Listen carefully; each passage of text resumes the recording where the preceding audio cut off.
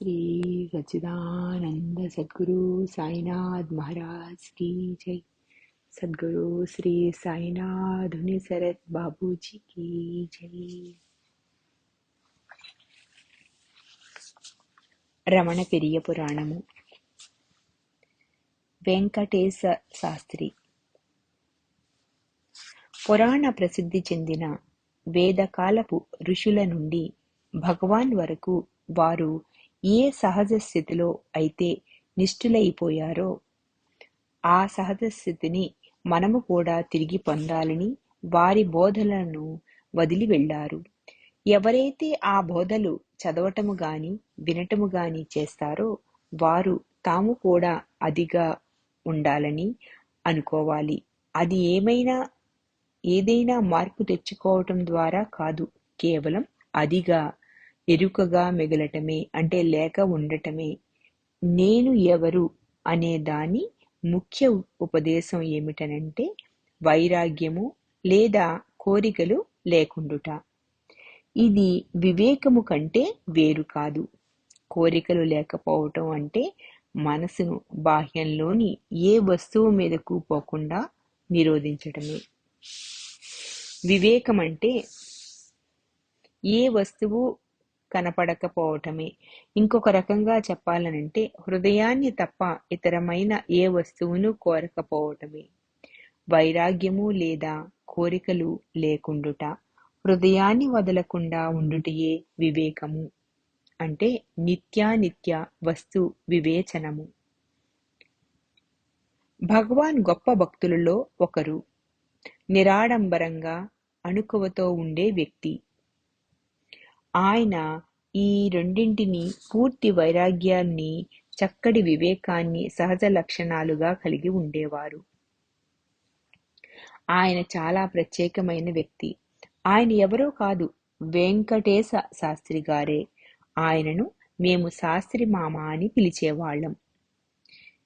వేదాలను క్షుణ్ణంగా అధ్యయనం చేసిన వారిని శాస్త్రి అనేవారు.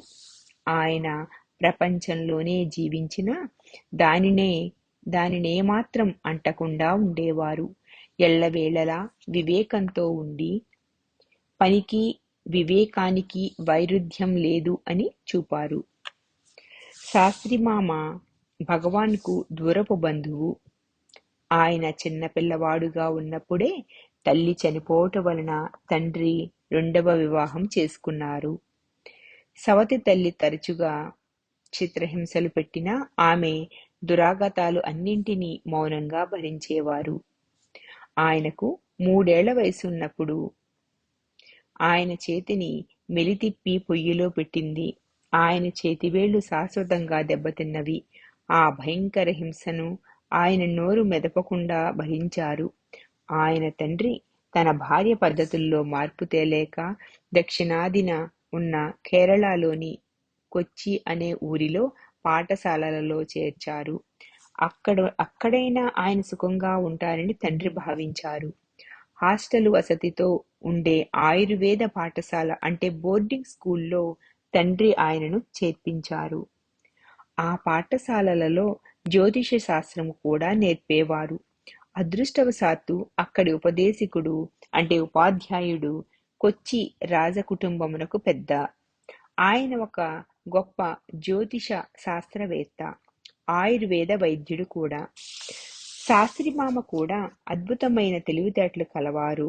1 సంవత్సరం లోపే ఆయన కొన్ని వేల సంస్కృత పద్యాలను చక్కగా నేర్చుకున్నారు. మామూలుగా వాటిని నేర్చుకోవాలంటే 15 సంవత్సరాలకు పైనే పడుతుంది. ఆ ఉపాధ్యాయుడు ఈ పిల్లవాని తెలివితేటలకు ఆశ్చర్యపడి ఆయనకు తను వ్యక్తిగతంగా శిక్షణ ఇవ్వాలని అనుకున్నారు. ఆ ఉపాధ్యాయుడు తన సంరక్షణలో ఉన్న బాలుని తనతో పాటు తన అంతఃపురమునకు తీసుకువెళ్లి ఆయనకిలా చెప్పారు: నీలాంటి వాడికి మామూలు జ్యోతిష శాస్త్రము పనికిరాదు. నేను నీకు జ్యోతిష శాస్త్రములోని అత్యున్నతమైన ప్రశ్నను నేర్పిస్తాను. సాధారణ జ్యోతిషములో ఒక బిడ్డ పుట్టగానే పుట్టిన సమయాన ఉన్న గ్రహస్థితిని బట్టి జాతక చక్రాన్ని తయారు చేయించుతారు. ఆ బిడ్డ జీవితాంతము ఆ జాతక చక్రంలోని గ్రహాల స్థానాలను బట్టి ఆ బిడ్డ భవిష్యత్తు చెప్తారు. ప్రశ్నలో నిష్ఠాతుడైన వానికి జాతక చక్రంతో పని లేదు.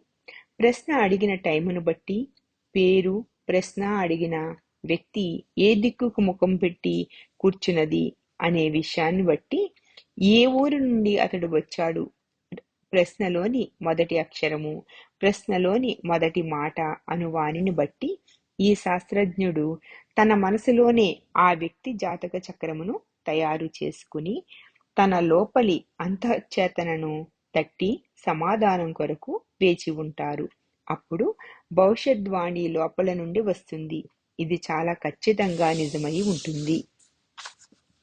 శాస్త్రిమామ చదువు పూర్తి అయిన పిమ్మట గురుదక్షిణ ఇవ్వటానికి సిద్ధపడ్డారు. ఆ ఉపాధ్యాయుడు ఈయనను చూచి గర్వపడేవారు. కాని ఈయన చాలా పేదవాడని తెలుసును. నేను నిన్ను గురుదక్షిణ అడగదలుచుకొన్నాను అన్నారు. గురువుగారు, మీకేమి కావాలో చెప్పండి దయచేసి అన్నారు శాస్త్రిమామ. ఆ ఉపాధ్యాయుడు శాస్త్రి గారికి సుబ్రహ్మణ్య స్వామి ఫోటోను ఇచ్చారు. సుబ్రహ్మణ్యుడు శివుని రెండవ కుమారుడు.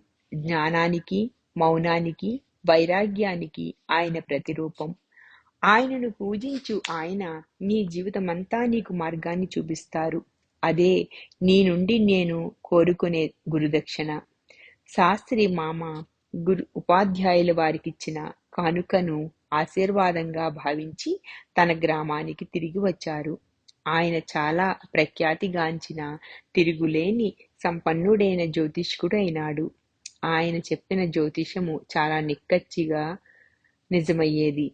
ఒకరోజు ఆయన బాబాయి ఒకరు రమణ మహర్షి ఫోటో ఒకటి తెచ్చి ఆయనకిచ్చారు.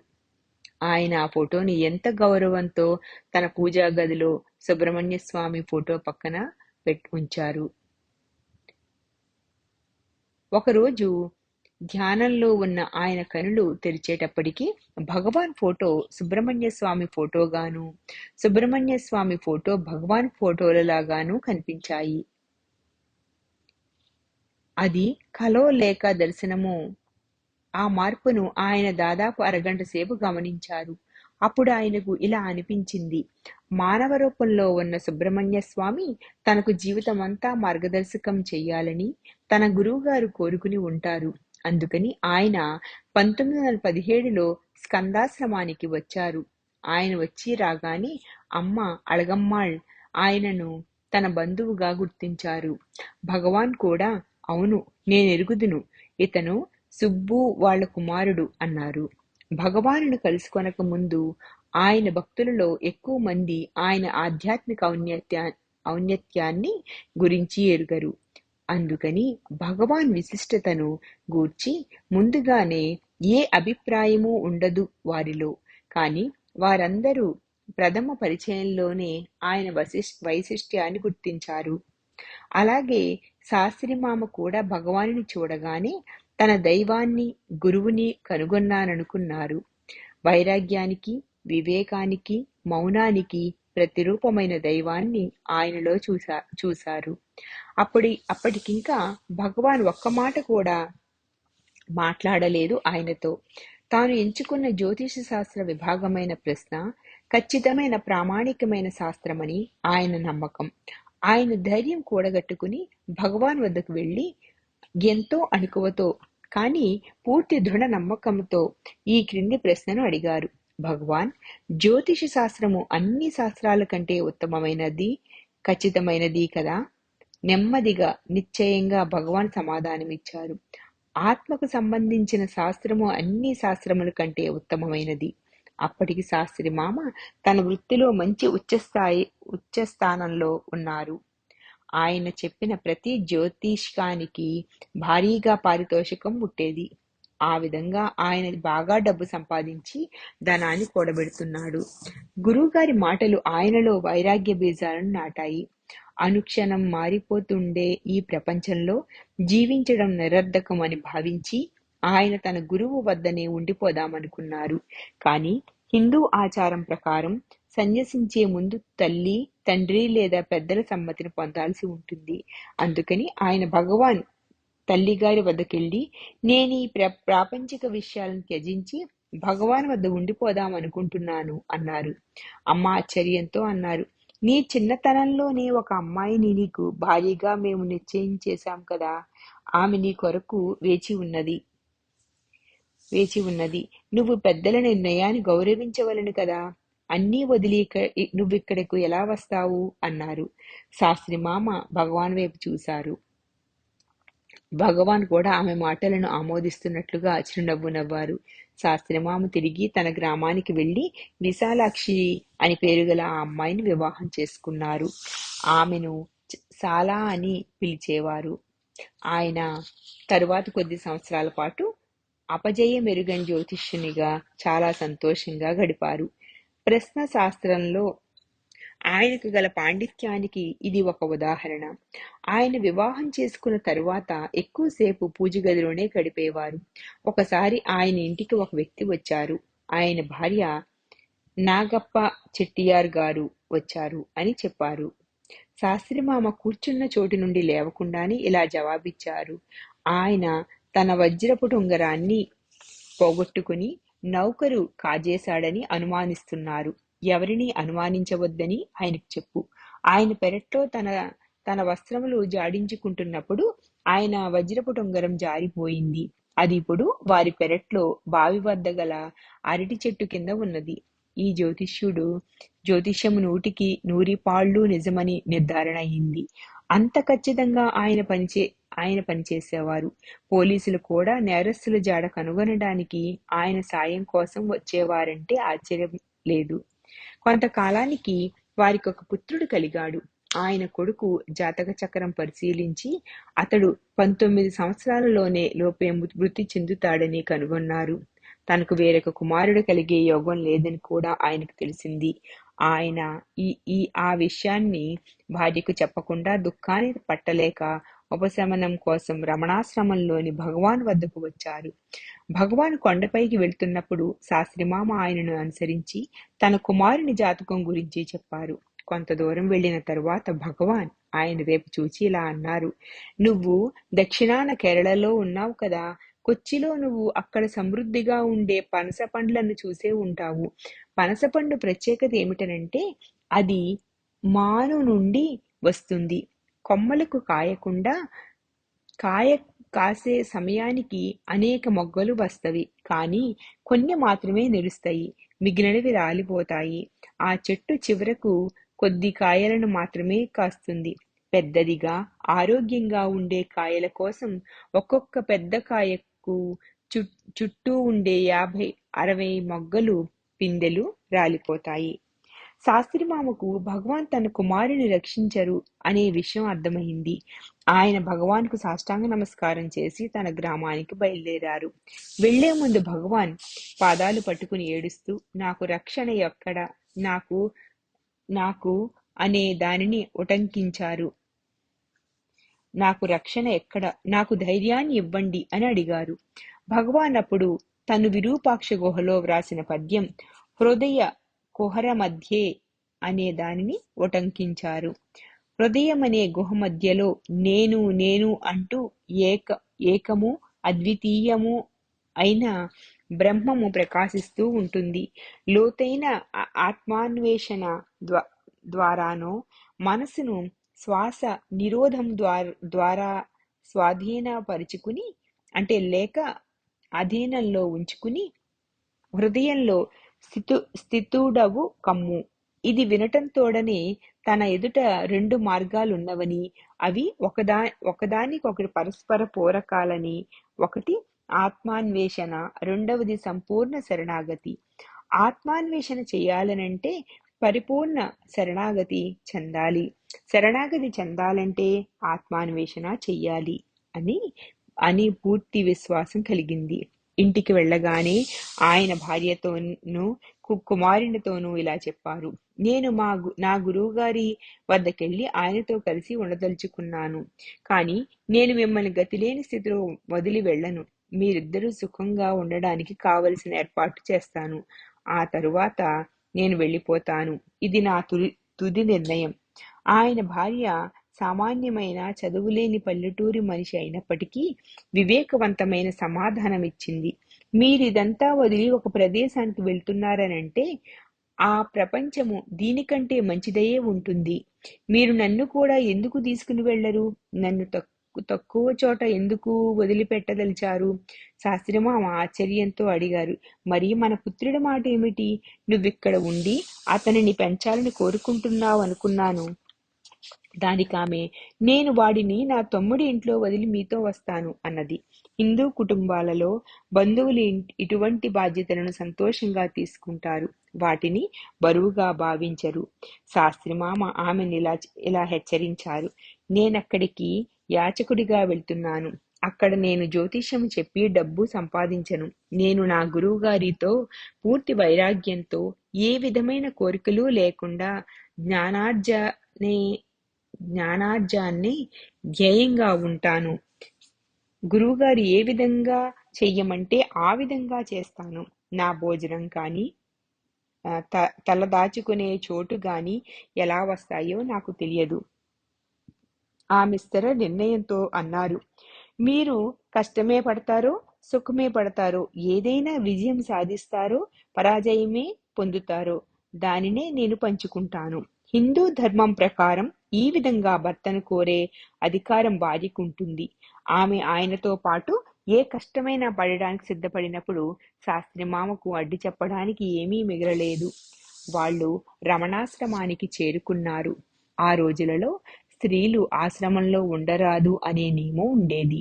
అందుకని భగవాన్ తమ్ముడు ఆశ్రమ మేనేజరు అయిన చిన్నస్వామి శాస్త్రిమామతో ఇలా చెప్పారు.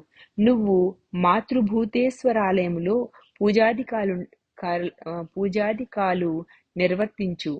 నీ భార్యను టౌన్లో ఉన్న నా కుమారుని కుటుంబంతో ఉండమను. ఆమె అక్కడ ఉంటూ భగవాన్ చెల్లెలికి వెంకటు భార్యకు సేవ చేస్తుంది. నువ్వు ఇక్కడే సేవ చెయ్యి అన్నారు. శాస్త్రిమామ ఈ విషయాన్ని భగవాన్కి చెప్పారు. భగవాన్ కొంతసేపు మౌనంగా ఉండి తరువాత శాస్త్రిమామ వైపు తిరిగి, నువ్వు ఎందుకు వచ్చావో ఆ ఆశయం కోసం ప్రయత్నం కొనసాగించు. భగవాన్ ఉద్దేశం శాస్త్రిమామకు అర్థమైంది. ఆయన కర్తవ్యం పూజ చేసి భోజనం కోసం పని చేయటం కాదు. ఆయన ఇక్కడికి వచ్చిన ఉద్దేశం సర్వస్వాన్ని త్యజించి ఏ కోరిక లేకుండా జ్ఞానాన్ని సంపాదించడం. నిజానికి వైరాగ్యము వివేకము వేరు కాదు. ఆయన తన భార్యను తీసుకుని గిరి ప్రదక్షిణ మార్గం మధ్యలో ఉన్న ఆది అన్నామలై అనే ఒక కుగ్రామంలోని ఒకానొక స్థావరంలో తలదాచుకున్నారు.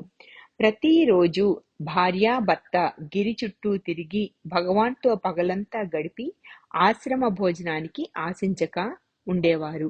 తిరిగి సాయంత్రం మిగిలిపోయిన ప్రదక్షిణ పూర్తి చేసుకుని వారి స్థావరానికి తిరిగి వెళ్ళేవారు. చుట్టూ ఉండే జనం ఈ నిరాడంబరమైన జంటను చూసి జాలిపడ్డారు. వారి వద్ద గిన్నెలు లేవు, బియ్యం కానీ ఆఖరికి కూరలు కూడా లేవు. అందుకని సహృదయులైన పల్లె ప్రజలు అరటి పళ్ళు, వేరుశనగ గింజలు, కొన్ని దుంపలు తెచ్చి ఇచ్చి తినమని వారిని ప్రార్థించేవారు. ఈ విధంగా ఈ నిరాడంబరమైన పవిత్రమైన దంపతులను వారు చాలా సంవత్సరాల పాటు పోషించారు. వారు వేరుశనగ గింజలు, అరటిపళ్ళు ఇంకా పల్లె ప్రజలు ఏది ఇస్తే దానితో పొట్ట నింపుకునేవారు. ఆశ్రమం ఎంత రుచికరమైన భోజనం పెట్టినా వారు దానివైపు ఆకర్షింపబడలేదు. వాళ్ళు భారతీయులు సామాన్యంగా తీసుకునే ఆహారం, బియ్యము, పప్పులు, గోధుమలు, మిగిలిన ఇతర పదార్థాలను గురించి మర్చిపోయారు. అయినప్పటికీ వారు పూర్తి సంతోషంగా ఉన్నారు. భగవాన్కు వేదాల నుండి ఏదైనా వివరణ కావలసి వచ్చినప్పుడు కావ్యకంఠుల వారు, జగదీశ్ శాస్త్రి గారు, లేనిచో శాస్త్రిమామ సాయం తీసుకునేవారు. శాస్త్రిమామ కూడా చక్కటి కవి కావున భగవాన్ ప్రశ్నలకు సమాధానాలను సంస్కృత పద్యాల రూపంలో ఇచ్చేవారు. ఒకరోజు భగవాన్ శాస్త్రిమామతో, నువ్వు ఇంత చక్కటి సమాధానాలను ఇస్తున్నావు, చాలా ఈ పదాల భావాలను గుర్తించగలదా? సారా ఈ పద్యాల భావాలను గుర్తించగలదా? భగవాన్ ఆమె పల్లెటూరు మనిషి, దాదాపుగా చదువుకోలేదనే చెప్పాలి. నేను వీటిని గురించి ఆవిడికి ఎప్పుడూ చెప్పలేదు. భగవాన్ పట్టుబట్టారు. లేదు, నువ్వు ఆమెను నీ స్థాయికి తీసుకురావాలి. ఆమెకు తమిళము రాదా? శాస్త్రి మామ: ఆమెకు తమిళము తెలుసును భగవాన్.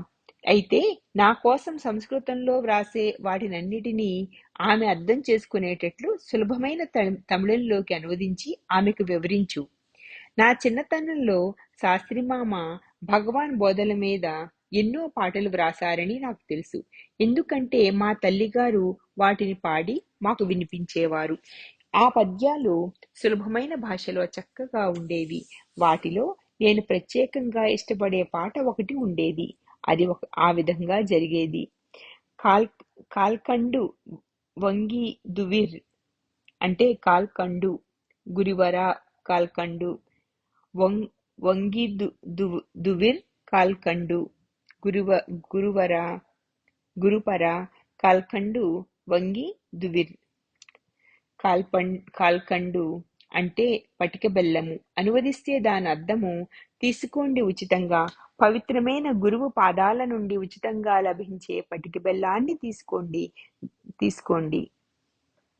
ఈ కలకండ గురువుగారి పవిత్రమైన పాదాల నుండి లభించే జ్ఞానామృతమే. గురువుగారి పాదాలపై పడి ఎల్లవేళలా లభించే ఈ అమృతాన్ని తీసుకోండి. శాస్త్రిమామ కుమారుడు బాలు కొద్ది సంవత్సరాలకు ఒకసారి తల్లిదండ్రులతో ఉండడానికి తిరువణమలైకి వచ్చాడు. అప్పటికి శాస్త్రిమామ వైరాగ్యం గురించి, మమకారం లేకుండా ఉండటం గురించి సాలకు బోధిస్తూ ఉండేవారు. కానీ ఆయన బాలు తన 19వ సంవత్సరంలోపే చనిపోతాడని చెప్పలేదు. ఆ పిల్లవాడు సుందరం కంటే నాకంటే కొద్దిగా పెద్దవాడు.